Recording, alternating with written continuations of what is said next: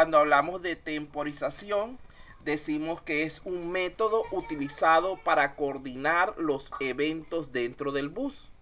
Cuando hablamos de temporización síncrona, decimos que todos los eventos del bus se rigen a través del reloj del computador. Una de las líneas del bus entonces debe encargarse de transmitir continuamente la señal proveniente del reloj. Simplemente esto es una secuencia de unos y ceros que puede ser leída por todos los dispositivos conectados al bus. El intervalo transcurrido entre la emisión de un 1 y un 0 se le llama ciclo del reloj. Los eventos transcurridos dentro de un bus comienzan en el principio del ciclo y pueden durar uno o más ciclos del reloj. En este método de temporización podríamos decir que todo va al ritmo del reloj.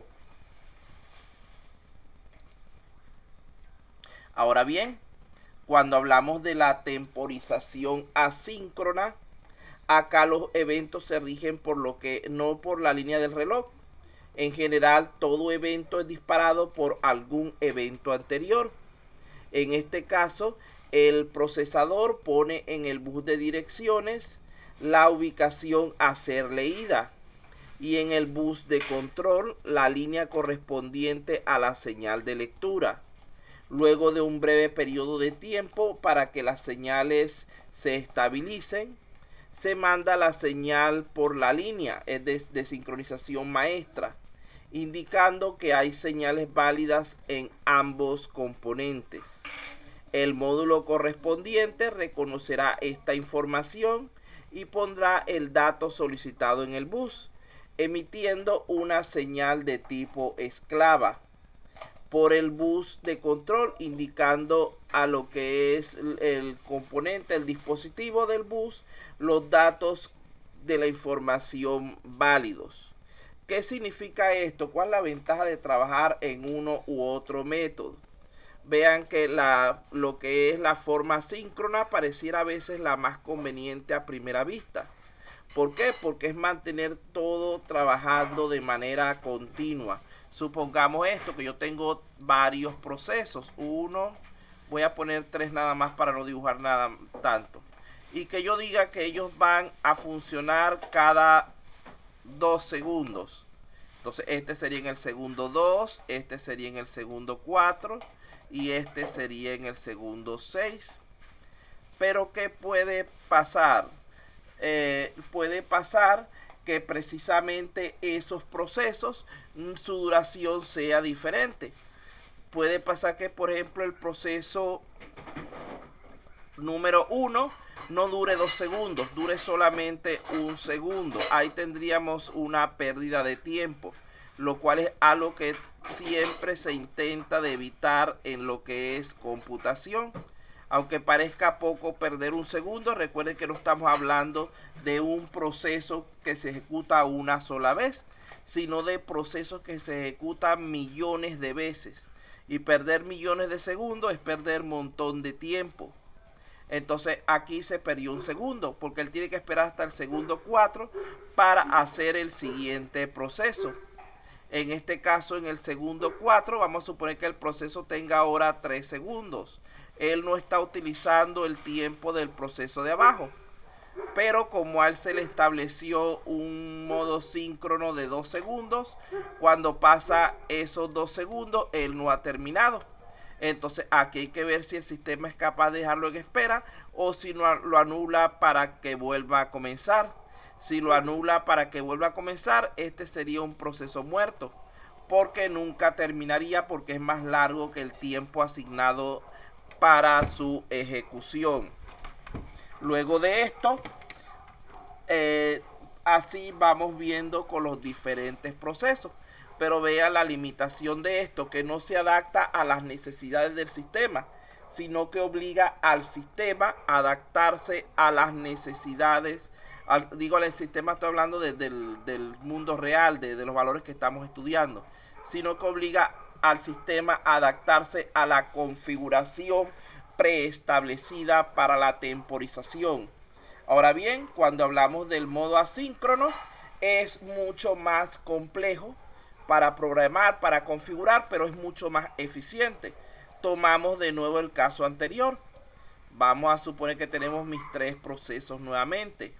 Resulta ser que este proceso dura 1 segundo, por decir algo, este dura 2 y este dura 3.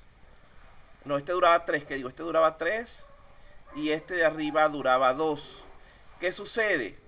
Que en este caso no va a haber pérdida de tiempo. ¿Por qué? Porque en el momento en que este primer proceso termine, automáticamente él manda la señal de inicio para el siguiente.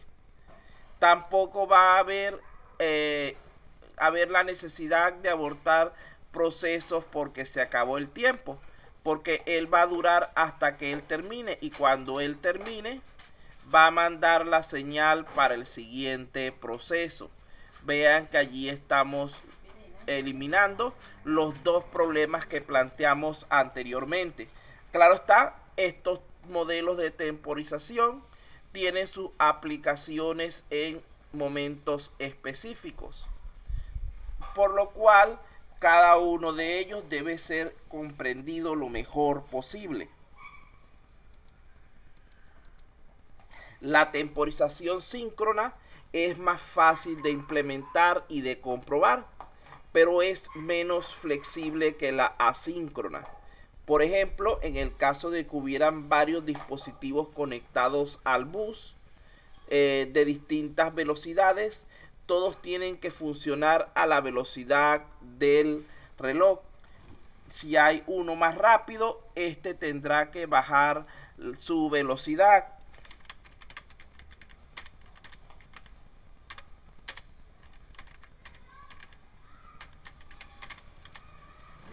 Entonces, este tendrá que bajar su velocidad, y si hay uno más lento, los demás tendrán que esperar un tanto por él.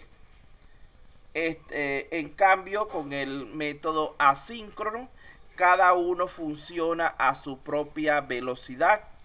En el mismo bus se trabajaría con distintas velocidades y cada transferencia se haría con la velocidad óptima para ambas partes involucradas, es decir, el componente maestro y el componente esclavo.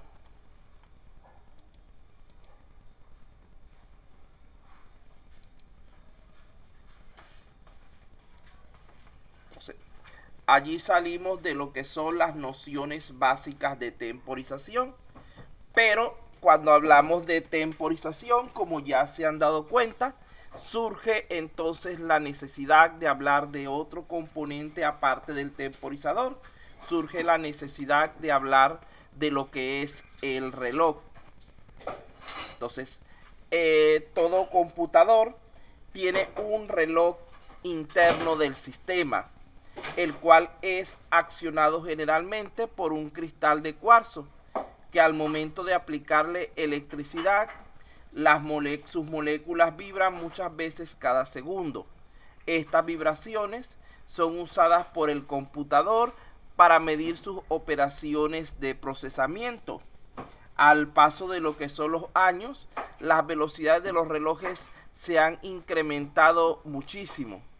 Un ciclo de reloj es el tiempo que le lleva a un transistor, a un componente, en apagarse y encenderse.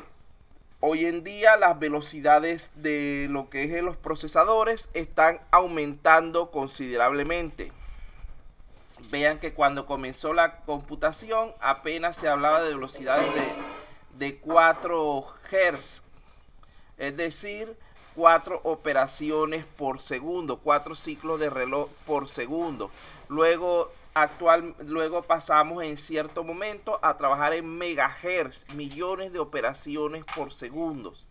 Y después, actualmente estamos trabajando los procesadores en gigahertz, es decir, billones de operaciones por segundo. Vean que se ha multiplicado exponencialmente lo que es la velocidad del reloj del sistema. ya que la velocidad del procesador está directamente relacionada con la velocidad de este componente.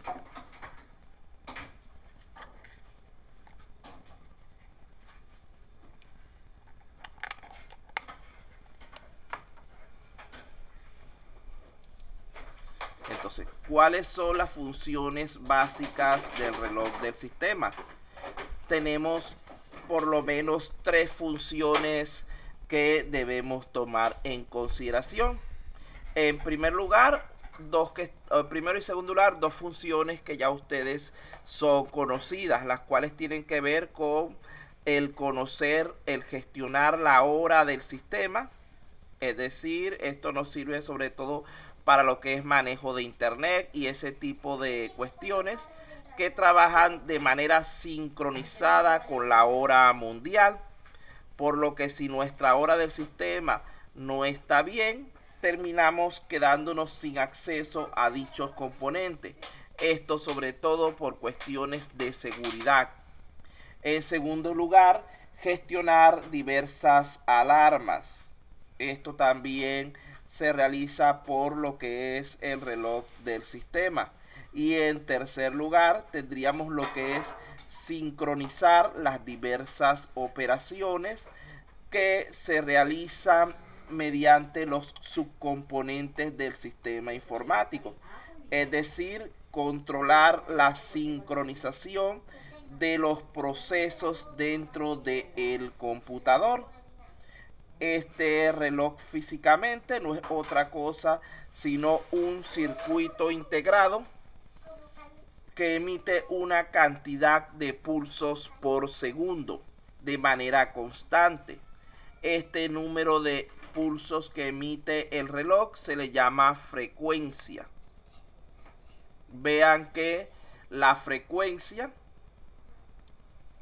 es la cantidad de pulsos por segundo. Recuerden ese otro conceptico interesante para el sistema. Frecuencia.